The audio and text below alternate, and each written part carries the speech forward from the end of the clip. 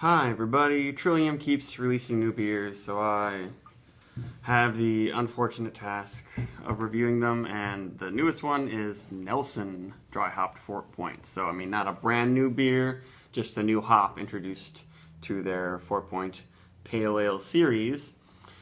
And they did a new Nelson hopped IPA a couple months ago called Stealing Street that I really liked a lot, so I'm expecting to love this one. And it was canned yesterday, 10/20 first batch. And I don't think I need to do too much introduction about what's in this beer. You can look up the 4 Point to hear about what they have in them, but it's pretty simple. Columbus hops for a lot of the bittering and some flavor, I believe, but dry hopped with Nelson Sauvin, the very popular New Zealand hop, but also really hard to get your hands on.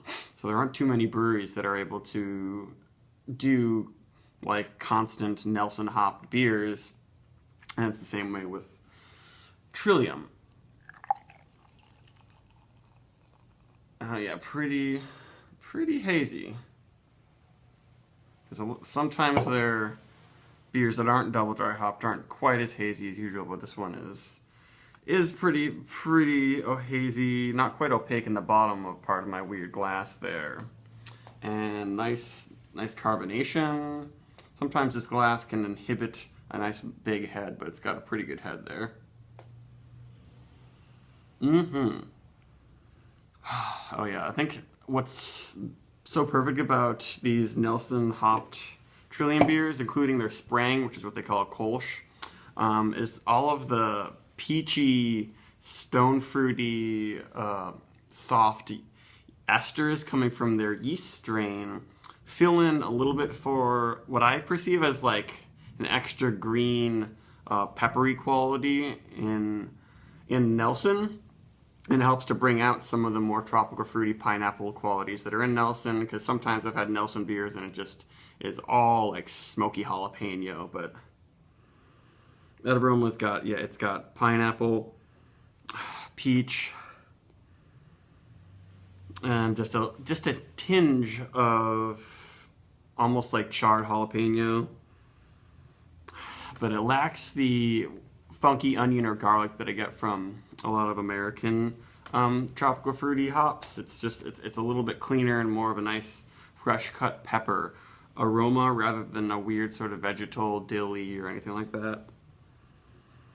But the aroma isn't bursting out of this beer, but it's still pretty big. It's a really well made Trillium beer. It's not quite as intense as the Stealing Street, but it's really nice, and I'm not getting any booze or yeah, too much vegetal qualities, as I said. Oh yeah. Surprisingly juicy flavor. Hit you with the spice in the finish, but it's got peachy, apricot-y sort of flavors. I don't know if I quite get mango. It's more of a sort of a juicy pineapple, I would say. And of course, a little bit of orange juiciness. Not much bitter grapefruit going on. And a pretty light body, but pretty low bitterness. And not... Yeah, pretty darn light body. There's a good amount of sweetness, though. It's not quite like...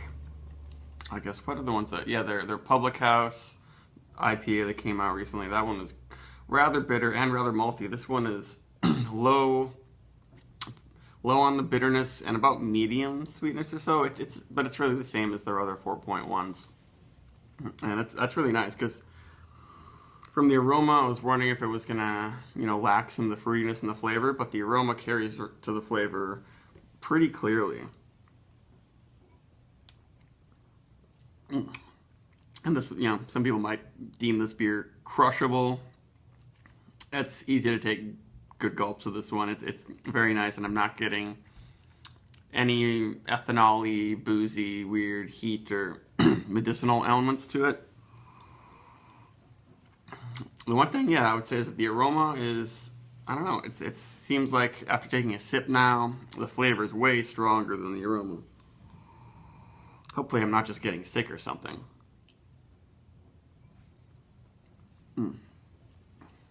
That's really nice. It's, yeah, now I'm getting a little bit more greener elements. Almost like a sage herbal thing happening. But it's still not quite garlicky. Maybe now I'm noticing a little bit of green onion in there. And the bitterness is building up a teeny bit, but it's not taxing. Yeah, that's really nice. This is the kind of thing I wish, yeah, they would have available really often. It's a fantastically made, like, great combo of flavors. Sort of thing I would love to be able to drink all the time, but I don't know when they're ever going to do this one again. Probably eventually, but it seems like when they get their hands on Nelson, they'll do one beer featuring a bunch of Nelson, and then it'll be a few more months till they can get their hands on more. This is pretty darn well made. I would give it like a 88 or something like that, maybe. I might still be a bigger fan of Galaxy than Nelson Sauvin, but Nelson Sauvin's a really fun hop, and it really can change depending on what you what yeast they use and what malts they use. But the Trillium malts and yeast fruitiness really makes this a surprisingly complex beer for what's in it. Not very much. But the Galaxy Dry Hop 4 might be my favorite, and I like the Enigma a lot too. Hopefully they'll be able to bring that back. Enigma is like a brand new hop that's really interesting, but it seems like the first time I have a new hop variety featured in a Trillium beer, it's always like my favorite just because it's so fun picking out the flavors of it. But there's more flavors that I'm not even figuring out in this beer, I would say, even though it's easy to just sip it and not think too much about it. So we'll do 88 for Nelson. Fort Point. Goodbye.